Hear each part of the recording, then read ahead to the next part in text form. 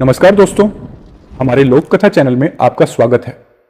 आज हम आपको एक ऐसी रहस्यमयी और दिलचस्प कथा सुनाने जा रहे हैं जो शिव और शुक्राचार्य के अनोखे संबंध को उजागर करती है। क्या आपने कभी सोचा है कि दानवों के गुरु शुक्राचार्य को शिवपुत्र क्यों कहा जाता है? इस कहानी में छुपे हुए हैं कई गहरे रहस्य जो हमारे पौराणिक ग्रंथों से जुड़े हैं। तो आइए इस अद्भुत कथा को जानने के लिए हमारे साथ जुड़े रहिए। इसके साथ ही हम जानेंगे कि कैसे भगवान शिव ने शुक्राचार्य को अपनाया और क्यों वे कहलाए उनके पुत्र। भगवान शिव को समर्पित ग्रंथ शिव पुराण के अनुसार भगवान शिव ने दैत्य गुरु शुक्राचार्य को निगल लिया था, पर उन्होंने ऐसा क्यों किया? इसके पीछे एक रोचक कथा है। आइए जानते हैं क्या है यह कथा। शुक्राचार्य भृगु महर्षि के पुत्र थे और देवताओं के गुरु बृहस्पति अंगिरस के पुत्र थे। इन दोनों बालकों ने बाल्यकाल में कुछ समय तक अंगिरस के यहां विद्या प्राप्त की। आचार्य अंगिरस ने विद्या सिखाने में शुक्र के प्रति विशेष रुचि नहीं दिखाई। असंतुष्ट होकर शुक्र ने अंगिरस का आश्रम छोड़ दिया और गौतम महर्षि के यहां जाकर विद्यादान करने की प्रार्थना की। गौतम मुनि ने शुक्र को समझाया, बेटे, इस समस्त जगत के गुरु केवल ईश्वर ही हैं, इसलिए तुम उनकी आराधना करो। तुम्हें समस्त प्रकार की विद्याएं और गुण स्वतः ही प्राप्त होंगे। गौतम मुनि की सलाह पर शुक्र ने गौतमी तट पर पहुंचकर शिवजी का ध्यान किया। शिवजी ने प्रत्यक्ष होकर शुक्र को मृत संजीवनी विद्या का उपदेश दिया। शुक्र ने मृत संजीवनी विद्या के बल पर समस्त मृत राक्षसों को जीवित करना आरंभ किया। परिणाम स्वरूप दानव अहंकार के वशीभूत हो गए। देवताओं को यातनाएं देने लगे, क्योंकि देवता और दानवों में सहज ही जाति वैर था। फलतः देवता और दानवों में निरंतर युद्ध होने लगे। मृत संजीवनी विद्या के कारण दानवों की संख्या बढ़ती ही गई। देवता असहाय हो गए। वे युद्ध में दानवों को पराजित नहीं कर पाए। देवता हताश हो गए। कोई उपाय न पाकर वे शिवजी की शरण में गए, क्योंकि शिवजी ने शुक्राचार्य को मृत संजीवनी विद्या प्रदान की थी। इसीलिए देवताओं ने शिवजी से शिकायत की, महादेव, आपकी विद्या का दानव लोग दुरुपयोग कर रहे हैं।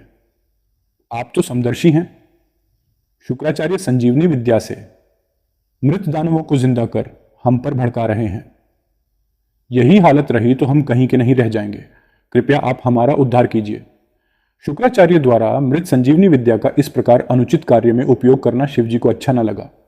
शिवजी क्रोध में आ गए और शुक्राचार्य को पकड़कर निगल डाला। महादेव द्वारा शुक्राचार्य को निगलने के बाद राक्षसों की सेना कमजोर हो गई और अंत में देवताओं की विजय हुई। इधर भगवान शिव के पेट में शुक्राचार्य बाहर आने का रास्ता खोजने लगे।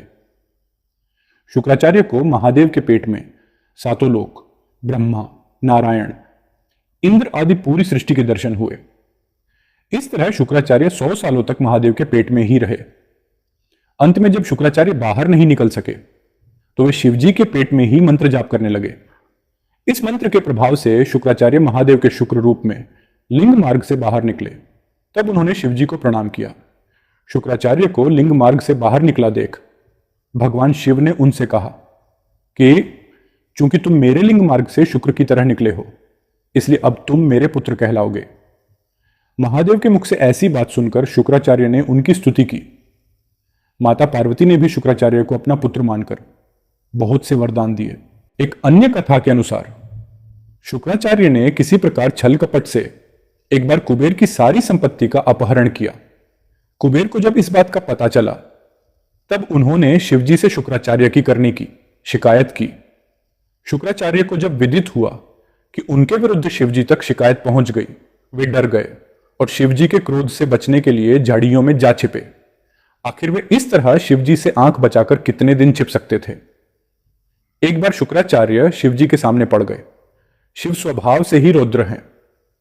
शुक्राचार्य को देखते ही शिवजी ने उनको पकड़कर निगल डाला। शिवजी की देह में शुक्राचार्य का दम घुटने लगा। शिवजी का क्रोध शांत नहीं हुआ। उन्होंने रोष में आकर अपने शरीर के सभी द्वार बंद किए। अंत में शुक्राचार्य मूत्र द्वार से बाहर निकल आए।